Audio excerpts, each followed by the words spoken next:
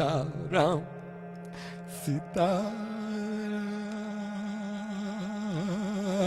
Sitaram, Sitaram,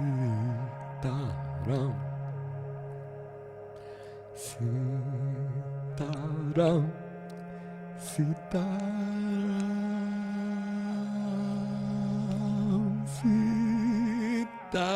Sitaram, Sitaram,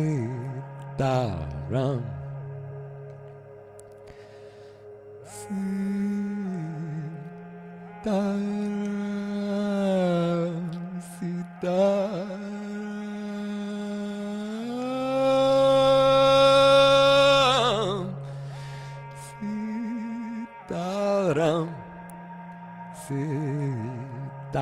Sitaram, Sitaram,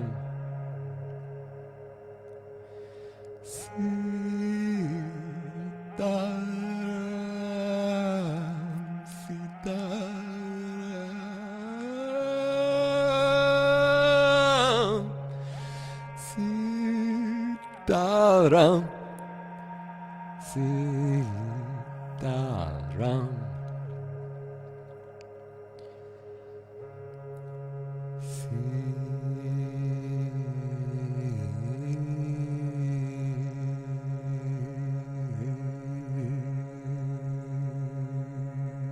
Sitaram, Sitaram,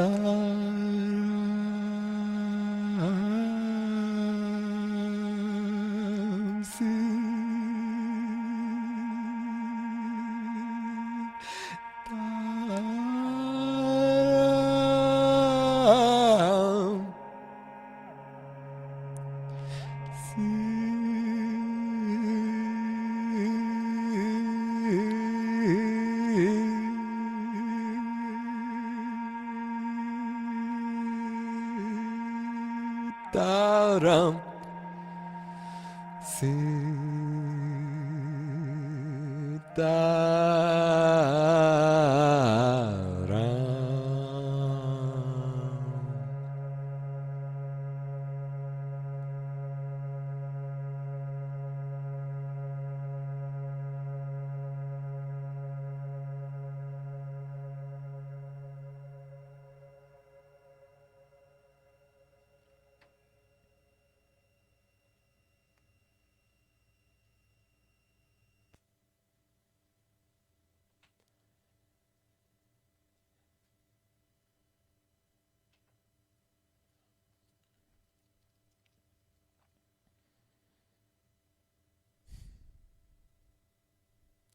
Thanks, everyone.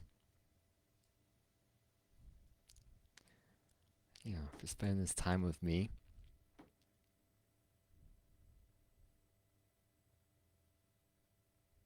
Just gonna read the comments here.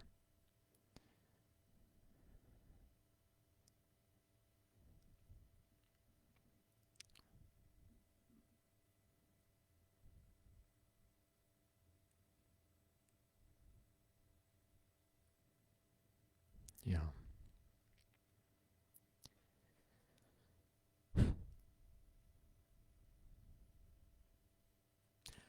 I just really want to say thank you.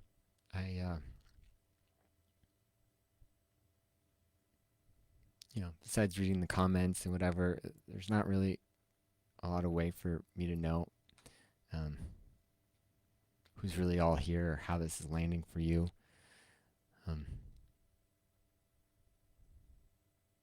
Just the part that I don't care for live streams. But just knowing that you're here with me and that we're doing this practice together and lending our hearts and opening them, it forces me to go deeper into my practice, and I'm just grateful for that, right? Just any opportunity I can get to touch upon love, just to remember why I'm here,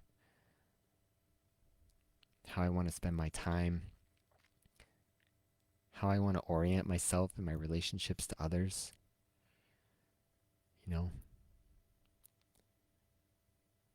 The ability to remember what's always and already true. The ability to remember that, to rest in love, don't know about you, but there's nothing else I really want to do. Love, serve, remember, tell the truth. And I need community to do all those things. You know, since Ram Dass left his body, the importance of satsang has increased for me so much. I knew satsang was important before that, and I had some really beautiful relationships, but I was just really much more focused on him, you know, just because he held such a weight of gravity. In fact, all these other high teachers would come to the house, like world famous high teachers, right? And I didn't really care that much. I mean, they were great people and I liked them, and a lot of them I had read their books. But I was just so focused on Ram Dass that it didn't matter to me if anyone else really came, you know. Yeah. But after Ram Dass left his body, and I got to learn, like many of us, just how to relate to him in a new way. Yeah. And how to keep my heart open to him and his presence. It's really awakened for me the importance of satsang, because the truth is, being around other people on the path who share the same love that I have, it's tremendous. It takes me right into the heart. You know, I experience Ram Dass, I experience his presence. I experience that loving awareness through other people on the path, right? When people are willing to come and be authentic and vulnerable and just open their heart, it makes it easier for me to do the same. I mean, that's what satsang is. We're here to help each other to open our hearts. And that's tremendous. It's not a small thing. So whatever the form that takes, whether it's online or in person or whatever, we need these spaces. I need these spaces. I need them. So I'm really just grateful that I was invited to be here. I'm really grateful for the Brooklyn Kirtan Collective for inviting me so I could just share my practice and just be in this love with everyone. So, yeah, really, truly, yeah, I love you. And Ram Ram.